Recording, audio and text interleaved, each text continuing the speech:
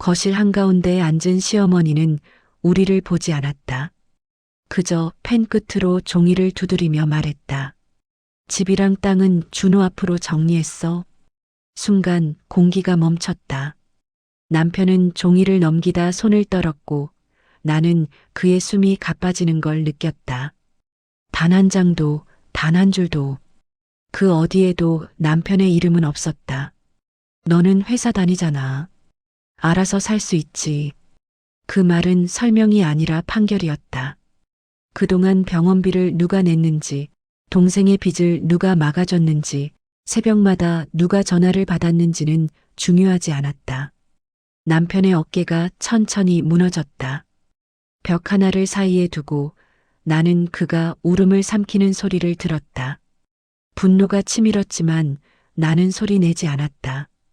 그 순간 깨달았기 때문이다. 여기서 싸우는 순간 우리는 패배한다는 걸. 나는 남편의 손을 잡고 조용히 말했다. 괜찮아. 지금은 물러나. 우리가 진짜로 지킬 건 돈이 아니라 당신이니까. 그날 이후 전화가 끊겼다.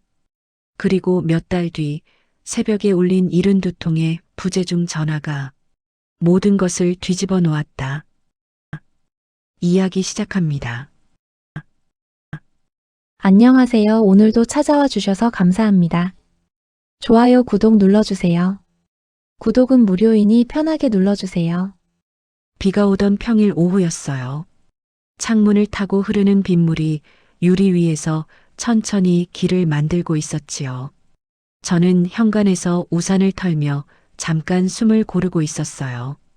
그때 남편 도윤 씨의 휴대폰이 짧게 울렸습니다. 화면에는 엄마라는 글자가 떠 있었지요. 남편은 한 번 보고는 전화를 받지 않았어요. 대신 메시지를 확인하고 눈을 한 번 꾹 감았습니다. 오늘 내려가야 할 것 같아. 그 한마디가 이상하게 무거웠어요.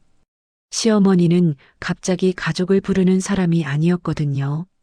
명절에도 각자 바쁘면 말고라며 덤덤한 편이었어요. 그런데 오늘 꼭 오라는 말이 붙은 연락이라니요.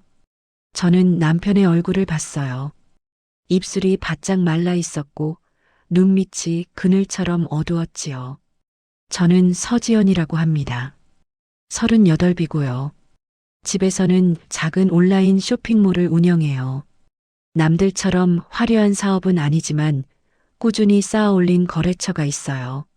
아침엔 포장하고 오후엔 배송 보내고 밤에는 문의답을 합니다. 일의 리듬이 규칙적이라 마음이 덜 흔들린다고 믿었어요. 적어도 제 삶은 제가 조절할 수 있다고 생각했지요. 남편 도윤 씨는 41예요. 중견기업 생산관리 팀장입니다. 성실하고 조용한 사람이에요. 말을 많이 하지 않지만 한번 책임지면 끝까지 붙드는 성격이지요. 제가 도윤 씨를 믿는 이유도 그거였어요. 저 사람은 도망가지 않는다고요. 그런데 가족 앞에서는, 특히 어머니 앞에서는 도망가지 못하는 대신 스스로를 밀어 넣는 사람이었습니다. 시댁은 경기도 신도시에서 차로 1시간 반쯤 떨어진 소도시에 있어요. 오래된 3층짜리 주택이고 담장 안으로 작은 텃밭이 있어요. 비가 내리면 흙냄새가 진하게 올라오는 집이지요. 시어머니 박순자 여사는 68입니다. 말투가 부드럽지 않아요. 칭찬 대신 지시가 먼저 나오고 감사 대신 평가가 먼저 나옵니다. 그래도 저는 처음엔 그런 성격이라고만 생각했어요. 세월이 사람을 딱딱하게 만들 때가 있잖아요. 하지만 결혼하고 몇 해가 지나면서 저는 알게 되었지요. 시어머니의 딱딱함은 성격이 아니라 방식이었다는 거요. 가족을 붙잡아 두는 방식, 말을 듣게 만드는 방식, 그리고 무엇보다 누가 위인지, 누가 아래인지 매겨놓는 방식이었어요. 도윤 씨는 장남입니다. 시동생 준호 씨는 35이고요. 준호 씨는 늘 다시 시작을 말하는 사람이었어요. 가게를 열었다가 접고 동업을 했다가 틀어지고 한 번은 대출이 막혀 가족에게 손을 벌렸지요. 그때마다 도윤 씨가 나섰습니다. 보증인 서류에 사인했고 급한 돈을 메웠고 어머니 병원비까지 챙겼어요. 저는 도윤 씨가 과하게 책임을 진다고 느꼈습니다. 그래서 조심스럽게 말한 적이 있어요. 당신 너무 다 떠안는 거 아니에요? 도윤 씨는 대답 대신 미소를 지었습니다. 내가 안 하면 누가 해? 엄마잖아. 그 말이 처음엔 따뜻하게 들렸어요. 그런데 시간이 지나자 그 미소가 포기처럼 보이기 시작했지요. 도윤 씨는 가족에게서 뭔가를 받으려고 하지 않았어요. 받는 법을 몰라서가 아니라 받아본 적이 없어서요. 대신 늘 먼저 주는 쪽이었지요. 저는 그런 남편을 존경하면서도 두려웠습니다. 계속 주기만 하는 사람은 언젠가 바닥이 나거든요. 차를 타고 시댁으로 내려가는 길, 빗소리가 와이퍼 소리에 맞춰 잘게 끊어졌어요. 남편은 운전대를 두 손으로 꽉 잡고 거의 말을 하지 않았지요. 저는 창밖을 보며 마음을 정리했어요. 오늘은 어떤 이야기를 들을까? 준호 씨 일인가? 건강검진 결과인가? 혹시 집 문제인가? 이런저런 가능성을 떠올렸지만 이상하게도 한 가지는 생각하지 못했어요. 우리 이름이 지워지는 일 같은 건요. 시댁에 도착하니 마당에 차가 한 대 더 서 있었어요. 준호 씨 차였지요. 거실 문을 열자 비냄새와 함께 약간의 한약 냄새가 섞여 들어왔어요. 거실 바닥은 반질반질했고 테이블 위에는 두꺼운 서류 봉투가 놓여 있었습니다. 누군가가 일부러 정갈하게 맞춰둔 것처럼 가지런했지요.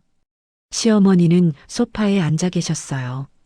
손에는 펜이 들려 있었고 표정은 평소처럼 단단했어요. 준호 씨는 어머니 옆이 아니라 조금 떨어진 의자에 앉아 있었는데 제 눈에는 이상하게 편해 보였어요. 긴장한 사람의 편안함. 이미 결론을 알고 있는 사람의 편안함이었지요. 도윤 씨가 인사했습니다. 엄마, 무슨 일이에요? 시어머니는 고개만 살짝 끄덕였어요. 앉아.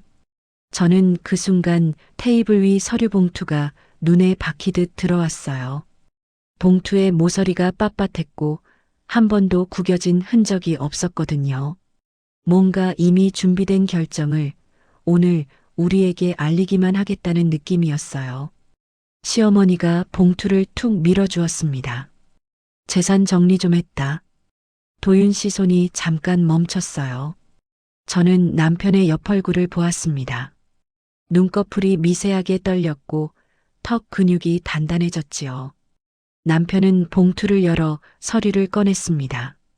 종이를 넘기는 소리가 거실에 또렷하게 울렸어요. 빗소리보다 더 크게요. 저는 그 서류의 글자까지는 읽지 못했어요. 하지만 남편이 종이를 넘길 때마다 숨을 조금씩 덜 쉬는 걸 느꼈지요. 마치 공기가 부족해지는 사람처럼요. 준호 씨는 아무 말도 하지 않았습니다. 대신 손가락으로 무릎을 톡톡 두드렸어요. 불안해서가 아니라 기다려서요. 시어머니가 말을 이었습니다. 집이랑 땅은 준호 앞으로 정리했어. 가게 명의도. 도윤 씨가 겨우 입을 열었지요. 엄마 그럼 나는요? 시어머니는 눈을 들지 않았습니다. 너는 회사 다니잖아. 능력 있잖아. 알아서 살아.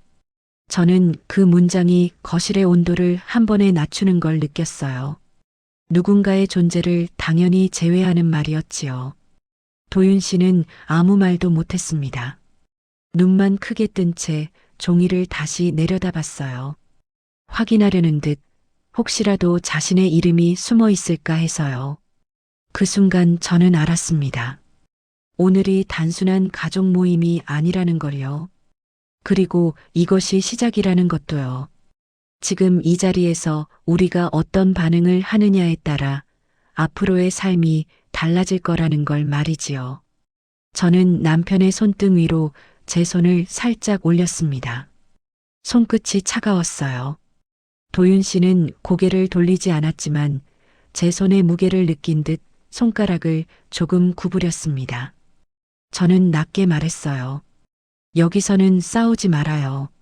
제 목소리는 최대한 평평했지요.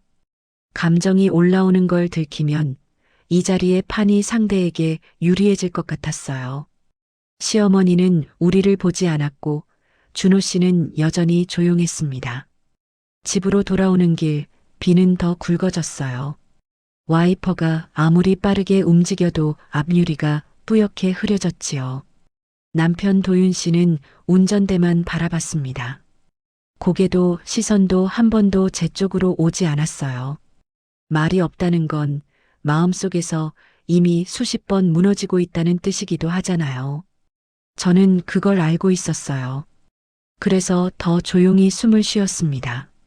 현관문을 열자마자 남편은 신발도 제대로 벗지 못하고 벽 쪽으로 걸어가더니 주먹을 꽉 쥔 채 멈췄어요. 그리고 아주 짧은 순간 그 사람이 얼마나 아픈지 눈에 보였지요.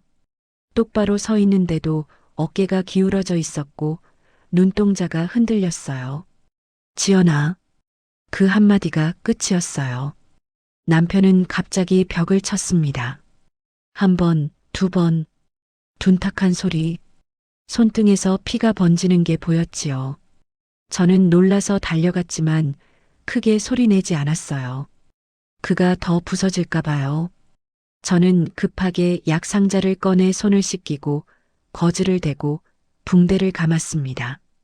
남편은 아픈 내색도 하지 못한 채 이를 악물고 있었어요. 아파요. 좀 멈춰요. 제가 조심스럽게 말하자 남편이 고개를 숙였지요. 미안해.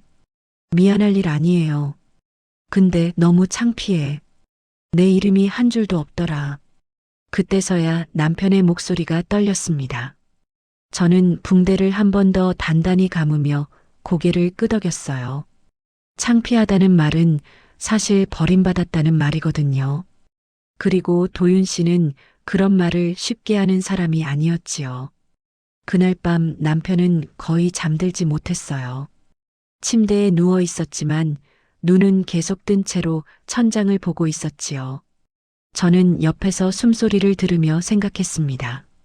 지금 우리가 해야 할 일은 정답을 찾는 게 아니라 남편이 더 망가지지 않게 하는 거라고요. 그리고 무엇보다 이 싸움은 재산이 아니라 관계의 권력에 대한 싸움이라는 거요. 아침이 되자 남편의 휴대폰이 울렸습니다. 엄마였어요. 남편은 한참을 보다가 전화를 끊었지요. 잠시 후에는 준호 씨에게서 전화가 왔고 그 뒤에는 고모, 큰아버지, 사촌까지 이어졌습니다. 생각보다 빨랐어요. 시댁에서는 늘 그랬습니다. 누군가의 감정이 상하면 대화가 아니라 정리가 시작됐지요.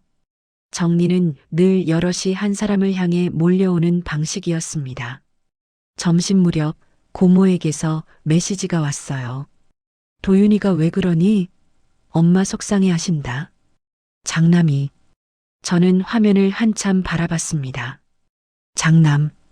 그 두 글자가 사람을 얼마나 쉽게 묶어두는지 알고 있었으니까요. 도윤 씨가 낮게 말했어요. 나 그냥 내려가서 얘기할까? 저는 즉시 대답하지 않았지요. 남편의 그 말이 재산 때문이 아니라는 걸 알아서요.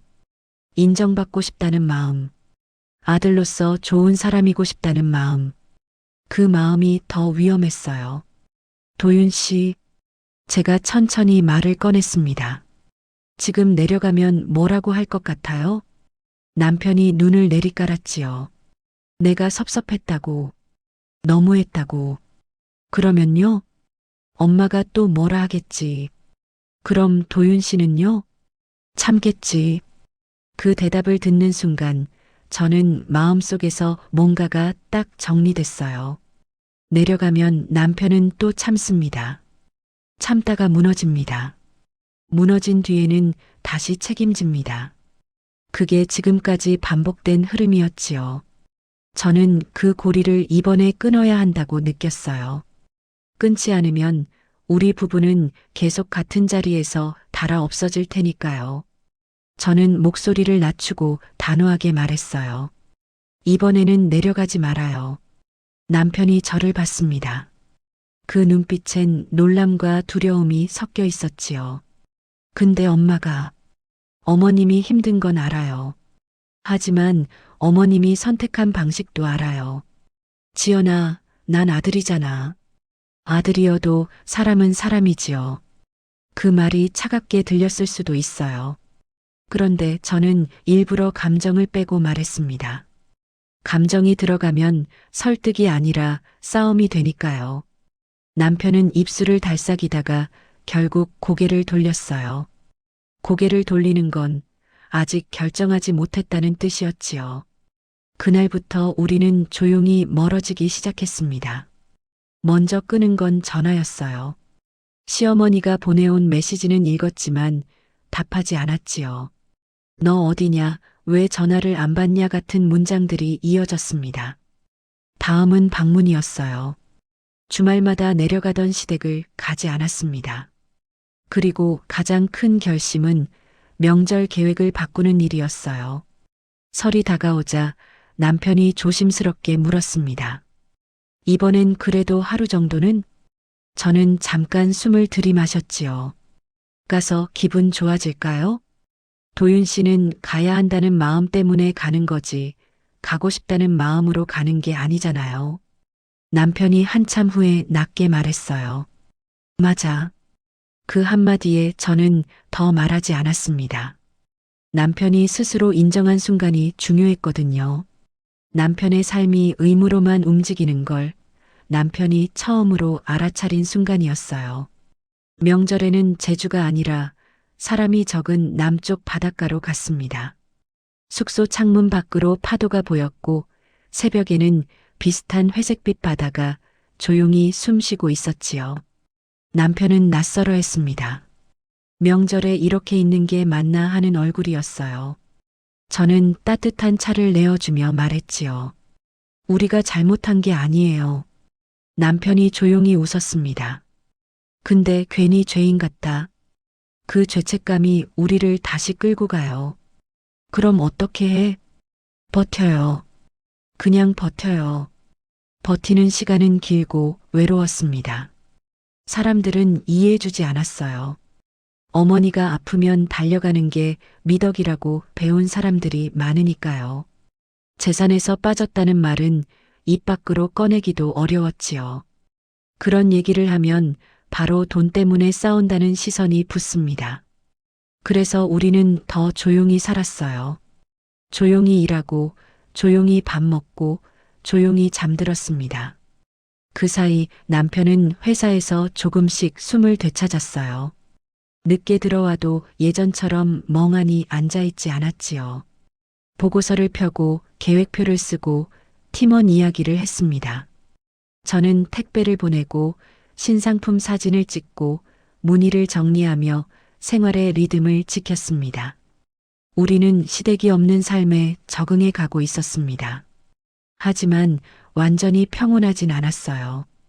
어느 날 저녁 남편이 휴대폰을 들고 한참을 망설이다가 말했습니다. 준호가 올린 거 봤어? 뭐요? 차 샀대. 엄마가 해줬다고 감사하다고. 남편의 눈이 잠깐 흔들렸지요. 분노라기보다 공허함이었어요. 그동안 자신이 했던 일들이 아무 의미 없어진 듯한 얼굴이었습니다. 저는 그 공허함이 더 무섭다고 느꼈어요. 사람은 분노할 때는 살아있지만 공허해지면 꺼져버리니까요. 저는 남편 옆에 앉아 말했습니다. 도윤 씨, 지금 마음이 어때요? 남편이 한참 후에 대답했어요. 그냥 내가 뭐였나 싶어. 그럼 이제부터는요? 이제부터는 우리부터 챙겨요. 남편이 고개를 끄덕였습니다. 아주 작게요. 그 작은 끄덕임이 앞으로의 큰 변화를 암시하는 것처럼 느껴졌지요. 새벽 3시였어요. 휴대폰 진동이 베개 옆에서 짧게 울렸지요. 저는 반사적으로 화면을 확인했습니다. 모르는 번호. 다시 울림. 그리고 또 잠이 깨기 전에 불길함이 먼저 올라왔어요. 저는 통화 버튼을 누르지 않고 잠깐 멈췄습니다. 새벽에 모르는 번호로 반복해서 걸려오는 전화는 되게 좋은 소식이 아니잖아요. 잠시 후 남편 도윤 씨의 휴대폰이 울렸어요. 이번엔 화면에 준호가 떴습니다. 한 번, 두 번, 세 번. 진동이 끊기지 않았지요. 남편은 눈을 뜨고도 움직이지 못했어요. 저는 그 얼굴을 보자마자 알았습니다. 이건 단순한 연락이 아니라 우리가 피하고 싶었던 그 순간이 온 거였어요. 메시지가 먼저 쌓였지요. 형, 전화 좀 받아. 엄마 쓰러졌어. 지금 응급실이야. 형 아니면 안 돼. 문장들이 짧고 급했어요. 새벽 공기가 차가웠지만 저는 이불 밖으로 나온 순간부터 땀이 났지요. 남편은 침대에 앉은 채 휴대폰만 바라봤어요. 얼굴이 하얘졌고 입술이 약간 떨렸습니다.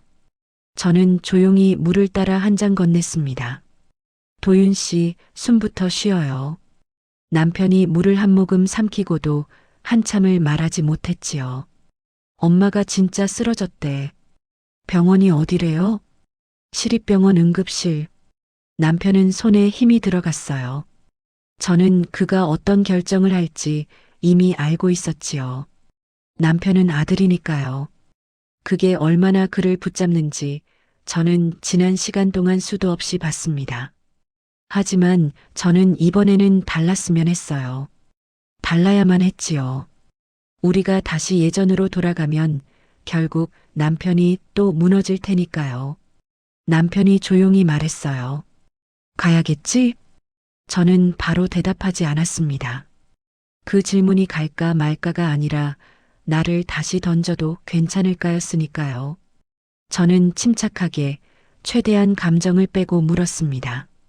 도윤 씨, 지금 가면 어떤 일이 벌어질까요? 남편이 저를 바라보다가 눈을 내리깔았어요. 엄마가 나 찾겠지. 그리고요. 준호가 다 떠넘기겠지. 맞아요. 저는 낮게 이어 말했지요. 그럼 우리는 또 권리 없는 책임을 지게 돼요. 그 말에 남편이 얼굴을 찡그렸습니다. 아픈 걸 건드린 표정이었지요. 그러나 저는 멈추지 않았어요.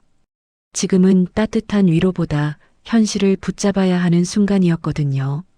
가요. 대신 방식이 있어요. 남편이 고개를 들었지요. 무슨 방식? 경계 세우는 방식? 지연아, 지금은 엄마가 알아요. 그래서 더 필요해요. 위기 때 사람들은 본능적으로 편한 쪽으로 기대요. 도윤 씨가 그 편한 쪽이 되면 우리는 다시 끝없이 끌려가요. 그때 준호에게서 또 전화가 왔어요. 이번엔 문자 뒤에 음성 메시지가 붙어 있었습니다. 저는 스피커를 켰습니다.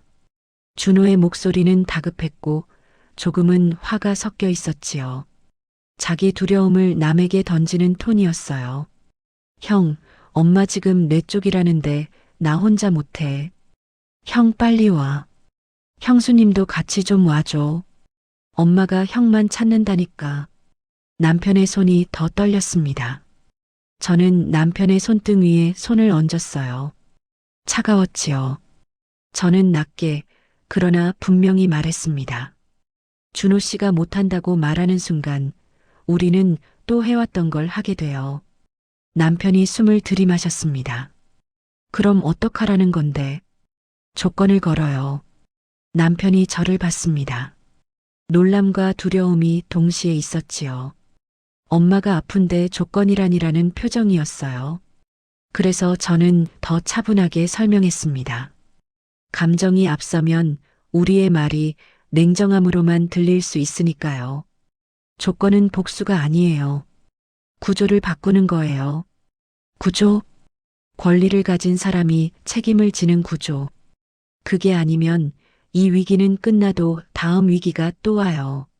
남편은 잠깐 눈을 감았습니다. 그리고 마치 스스로를 설득하듯 말했지요. 그럼 어떻게 말해야 해? 저는 준비해둔 문장처럼 또렷하게 말했어요. 첫째, 재산 정리. 문서로 다시. 지금 그 얘기를 해? 지금이 아니면 못해요. 위기는 사람을 움직이게 하거든요. 둘째는 돌봄 책임을 나누는 것. 형제간 분담. 셋째는 저는 잠깐 멈췄어요. 이건 가장 어려운 부분이었지요. 준호 씨의 사과. 최소한 공개적으로. 남편이 고개를 저었습니다. 엄마 앞에서 그게 되겠어? 엄마 앞이 아니라 가족 앞에서요. 그래야 다시 말이 바뀌지 않아요. 남편이 마른 숨을 뱉었어요. 저는 그의 마음이 흔들리는 걸 느꼈습니다. 엄마가 아픈데라는 죄책감과 또 이용당할 수 없다는 자존감이 서로 밀고 당기고 있었지요. 그때 이번에는 시어머니 번호로 전화가 왔습니다. 정확히는 누군가 시어머니 휴대폰을 들고 전화를 건 것이었어요. 남편이 통화 버튼을 눌렀습니다. 스피커를 켰지요. 엄마. 처음엔 낯선 남자 목소리가 들렸습니다. 아마 응급실 보호자 등록을 돕는 직원 같았어요. 보호자분이신가요? 환자분께서 가족분 연락을 요청하셔서요. 그리고 그 다음 숨이 끊기는 듯한 시어머니의 목소리가 들렸습니다. 도윤이니? 남편의 얼굴이 순간적으로 무너졌어요. 저는 그 표정을 잊지 못합니다. 분노도 아니고 원망도 아니고 그냥 아들이 되어버린 얼굴이었지요. 시어머니가 힘겹게 말을 이었습니다. 너 왜 전화를 안 받니? 내가 이렇게 됐는데. 남편이 입술을 떨며 말했어요. 엄마, 지금 괜찮아? 괜찮긴. 그 순간 준호의 목소리가 끼어들었습니다. 형, 빨리 오라니까. 엄마가 형만 찾는다니까. 그 말이 이상하게 거슬렸어요. 엄마가 형만 찾는다는 말은 형이 책임져라와 같은 뜻이었거든요. 저는 남편을 바라봤습니다. 남편의 눈이 흔들렸지요. 저는 조용히 손짓했습니다. 지금이라고요. 남편이 숨을 들이마신 뒤 아주 짧게 말했습니다. 준호야, 너 해. 뭐? 엄마 곁은 내가 지켜. 서류도 내가 했잖아. 전화기 너머가 잠깐 조용해졌습니다. 준호는 당황했어요. 늘 하던 흐름이 아니니까요. 저는 남편의 옆에서 낮게 말했습니다. 도윤 씨, 한 문장만 더요. 남편이 힘겹게 이어갔지요. 우리가 가도 돼. 대신 조건이 있어. 준호가 목소리를 높였습니다. 지금 이 상황에 무슨 조건이야? 남편이 잠깐 멈칫했어요. 그때 제가 마이크를 가리지 않게 또렷하게 말했습니다. 준호 씨, 권리를 가졌으면 책임도 져야 해요. 준호가 발끈했습니다. 형수님, 지금 그 얘기할 때예요? 저는 감정을 올리지 않았습니다. 오히려 더 낮고 단정하게 말했지요. 지금 아니면 언제예요? 위기 때만 사람들은 약속을 해요. 남편이 그 말을 받아 이어갔습니다. 첫째, 재산 정리 다시. 문서로. 형? 둘째, 돌봄 분담. 나 혼자 못해. 준호가 숨을 크게 들이마시더니 말했어요. 알았어, 알았다고. 근데 사과는? 남편이 한 번 더 숨을 고르고 낮게 말했습니다. 사과는 해. 가족들 앞에서. 그때 스피커 너머에서 시어머니가 약하게 중얼거렸어요. 도윤아, 너 왜 이렇게. 남편의 눈이 붉어졌습니다. 저는 남편의 팔을 살짝 잡았어요. 잡지 않으면 그는 다시 무너질 것 같았지요. 남편이 떨리는 목소리로 말했어요. 엄마, 나도 사람이다. 그 말이 나오자 저는 가슴이 서늘해졌습니다. 남편이 엄마에게 처음으로 자기 감정을 말한 순간이었거든요. 남편은 늘 참고, 늘 웃고, 늘 괜찮다고 했습니다. 그런데 지금은 아니었어요. 지금은 괜찮지 않다고 말했지요. 통화가 끝난 뒤 집안은 다시 조용해졌습니다. 새벽 공기는 여전히 차가웠고 시계 초침 소리가 유난히 크게 들렸어요. 남편은 휴대폰을 내려놓고 한참을 움직이지 못했습니다. 저는 남편 옆에 앉아 손을 꼭 잡았지요. 지연아, 내가 너무한 거 아니냐? 남편이 낮게 물었어요. 저는 고개를 천천히 저었습니다. 너무한 게 아니에요. 이제야 제자리로 돌린 거지요. 남편의 눈에서 눈물이 한 방울 떨어졌습니다. 울음이 아니었어요. 오래 묶여있던 무엇이 풀리는 느낌이었지요. 저는 남편에게 물을 다시 건네고 짧게 말했습니다. 우리는 안 가는 게 아니에요. 우리가 다시 무너지는 방식으로는 안 가는 거예요. 동이 트기 전 준호에게서 메시지가 왔습니다.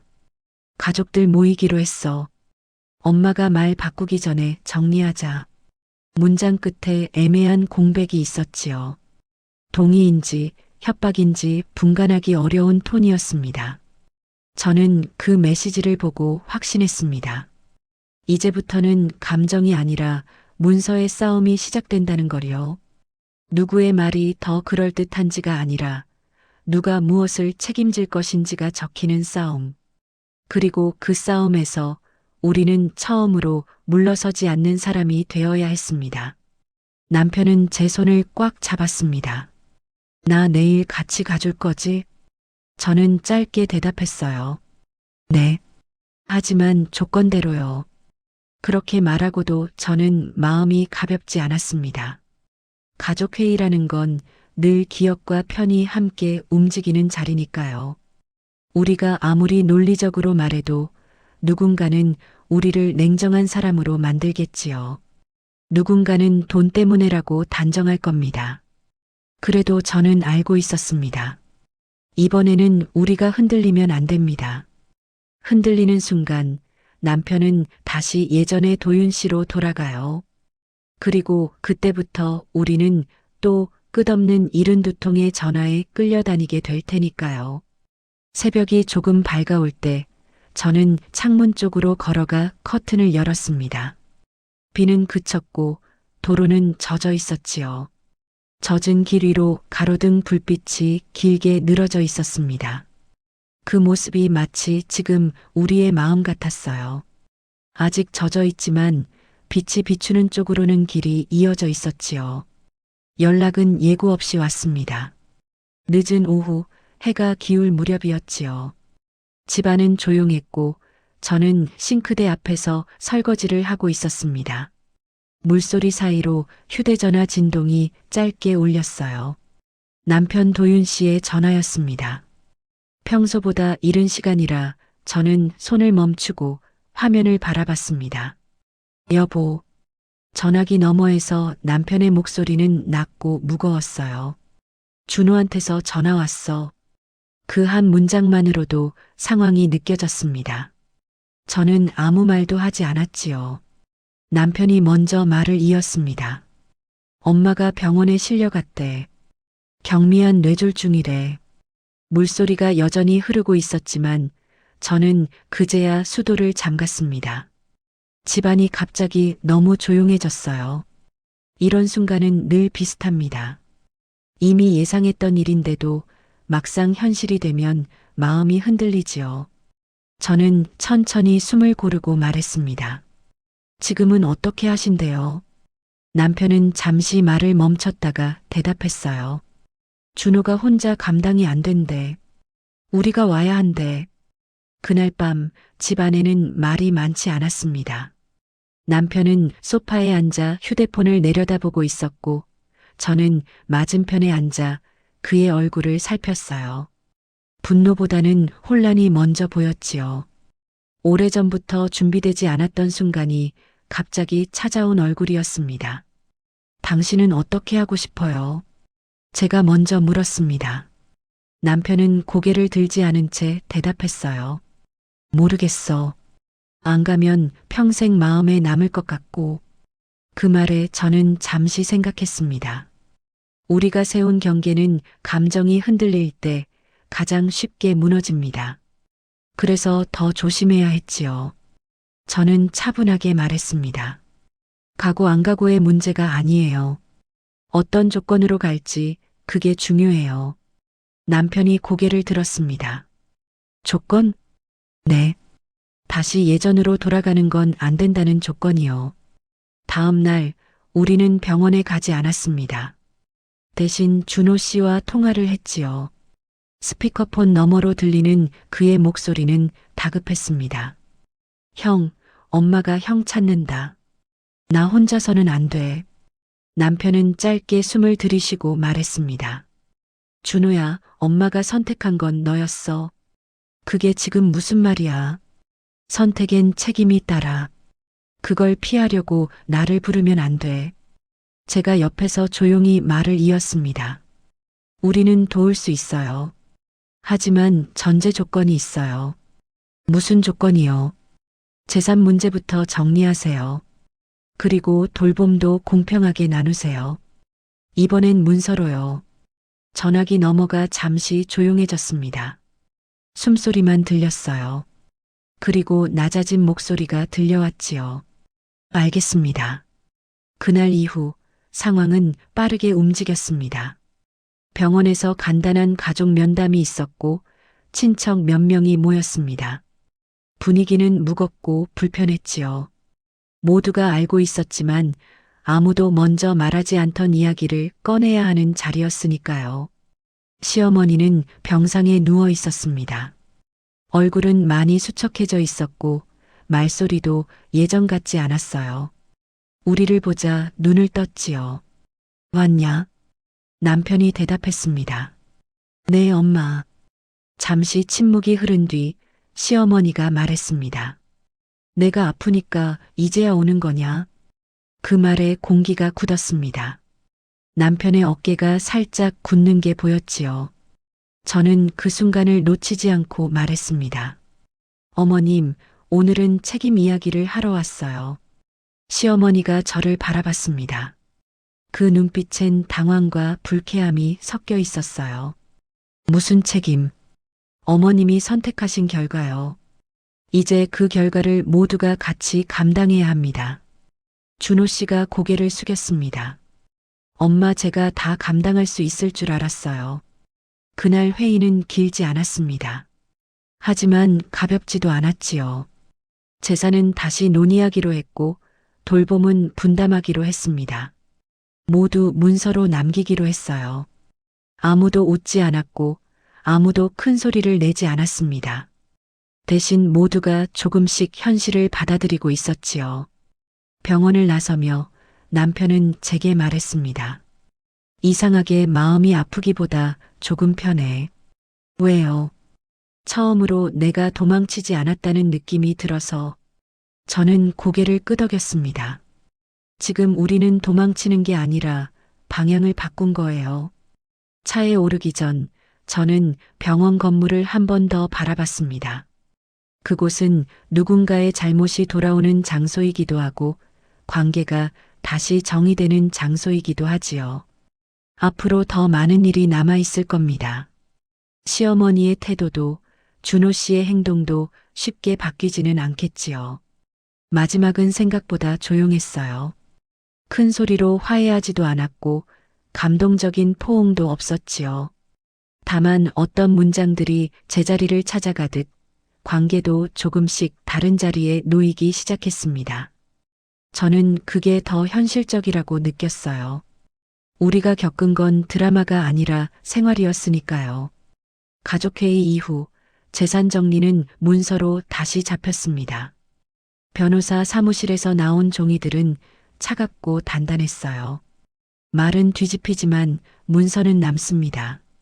저는 그 사실이 때로 사람을 더 착하게 만든다고 믿습니다. 적어도 책임을 피하려는 마음을 늦추니까요. 남편 도윤 씨는 서류에 사인하며 손을 한번 멈췄습니다. 그리고 아주 낮게 숨을 내쉬었지요. 오래 참던 숨을요. 시어머니는 퇴원 후 집에서 요양을 시작했습니다. 예전 같으면 도윤 씨가 주 5일을 내려갔을 거예요. 병원 예약, 약 타기, 반찬 준비, 밤중 응급 호출까지 모든 걸 당연히 맡았겠지요. 하지만 이번에는 달랐습니다. 우리는 역할을 정했습니다. 도윤 씨는 주 2회 방문, 저는 월 1회 동행. 나머지는 준호 씨가 맡기로 했어요. 어머니가 도윤이만 있으면 된다고 말해도 우리는 흔들리지 않기로 했습니다. 처음 몇 주는 불편했지요. 시어머니의 말투는 쉽게 바뀌지 않았어요. 전화가 오면 늘 같은 패턴이었습니다. 도윤아, 준호는 믿음이 안 간다. 남편은 한참 침묵하다가 짧게 대답했어요. 엄마가 준호를 선택했잖아. 선택했으면 같이 살아야지. 그 말이 시어머니에게는 차갑게 들렸을 겁니다. 하지만 남편에게는 처음으로 자신의 삶을 지키는 문장이었어요. 저는 그 문장을 듣고 마음속에서 무언가가 풀리는 걸 느꼈습니다. 남편은 더 이상 좋은 아들이라는 역할에만 갇혀 있지 않았지요. 준호 씨도 달라졌습니다. 처음엔 어색하게, 나중엔 조금 진심으로요. 반찬 배달 시간을 지키고 병원 진료 기록을 공유하고 약 봉투 사진을 보내왔습니다. 어느 날 밤 준호 씨가 제게 따로 메시지를 보냈어요. 형수님, 엄마가 오늘은 밥을 좀 드셨어요. 제가 해도 되긴 하네요.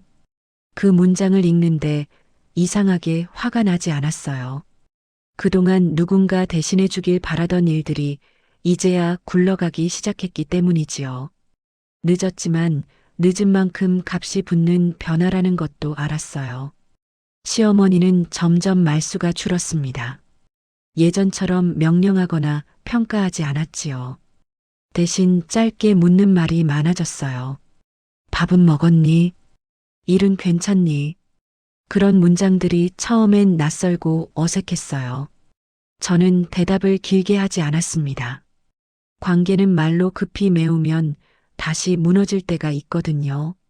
우리는 시간을 두기로 했지요. 어느 비 오는 저녁, 저는 남편과 함께 시댁에 갔습니다. 거실은 예전과 똑같이 반질거렸지만 공기는 달랐어요.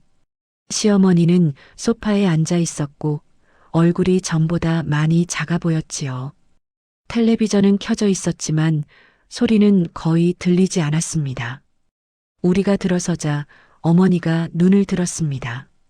그 눈빛엔 예전의 날카로움 대신 피곤함이 먼저 있었어요. 왔냐? 남편이 조용히 대답했지요. 응, 엄마. 잠시 침묵이 흐르고 시어머니가 제 쪽을 봤습니다. 저는 그 시선을 피하지 않았어요. 어머니는 한참 망설이다가 낮게 말했습니다. 너 그때 소리 안 질러서 내가 더 무서웠다. 저는 고개를 살짝 숙였지요. 무섭게 하려던 건 아니었어요. 그럼 왜 그랬니? 저는 잠깐 숨을 고르고 말했습니다. 도윤 씨가 무너지는 걸 더는 못 보겠더라고요. 그 말이 끝나자 어머니의 얼굴이 아주 조금 일그러졌습니다. 후회인지 자존심인지 모를 감정이었어요. 어머니는 손등으로 눈가를 한번 쓸고는 거의 들리지 않을 만큼 작은 목소리로 말했지요. 내가 많이 잘못했다. 그 말이 완전한 사과라고 느껴지진 않았어요. 하지만 저는 그 정도면 충분하다고 생각했습니다. 우리가 원하는 건 감동적인 화해가 아니라 다시는 같은 구조로 돌아가지 않는 것이었으니까요. 저는 조용히 대답했지요. 이제부터가 중요해요. 집으로 돌아오는 길, 남편은 차 안에서 한참을 말이 없었습니다. 저는 창밖을 보았어요. 비가 가늘어져 있었고 신호등 불빛이 젖은 아스팔트 위에 길게 번졌지요. 남편이 갑자기 낮게 말했습니다. 지연아, 나 이상하게 마음이 가볍다. 어떤 게요? 엄마를 미워하는 것도 억지로 효도하는 것도 둘 다 안 해도 된다는 게. 저는 그 말을 듣고 조용히 웃었습니다. 그게 남편의 성장이라는 걸 알았거든요. 효도는 선택이어야 오래갑니다. 의무로만 하면 사람을 닳게 만들지요. 우리는 이제 의무로 움직이지 않기로 했습니다. 대신 할 수 있는 만큼, 감당 가능한 만큼만 하기로 했어요. 그날 밤 남편은 거실벽에 손을 대고 가만히 서 있었습니다. 오래전에 피가 났던 자리였지요. 남편이 그 자리를 한참 바라보다가 말했습니다. 그때 내가 진짜 끝인 줄 알았어. 저는 옆에 서서 짧게 대답했지요. 끝은 아니었어요. 방향이 바뀐 거였지요. 남편이 고개를 끄덕였습니다. 그리고 제 손을 잡았어요. 손바닥이 따뜻했습니다. 예전처럼 차갑지 않았지요. 우리는 완벽한 가족이 되지 않았습니다. 앞으로도 그럴 가능성은 크지 않아요. 다만 한 가지는 분명했습니다. 이제는 누가 울고 누가 참아야 유지되는 관계가 아니라는 것. 누가 권리를 갖고 누가 책임을 떠안는 구조가 아니라는 것. 그리고 저는 알았습니다. 이 이야기가 끝나는 방식은 용서가 아니라 경계라는 걸요. 경계를 세우는 순간 사람은 잔인해지는 게 아니라 비로소 살아남습니다. 남편이 제게 말했지요. 고마워. 내가 없었으면 난 또 무너졌을 거야. 저는 고개를 저었습니다. 내가 지킨 건 어머님이 아니라 당신이었어요. 창밖에서 비가 완전히 그쳤습니다. 젖어있던 도로가 서서히 마르고 있었지요. 저는 그 모습을 보며 생각했어요. 상처도 그렇다고요. 금방 마르지는 않지만 방향만 바꾸면 언젠가는 말라요.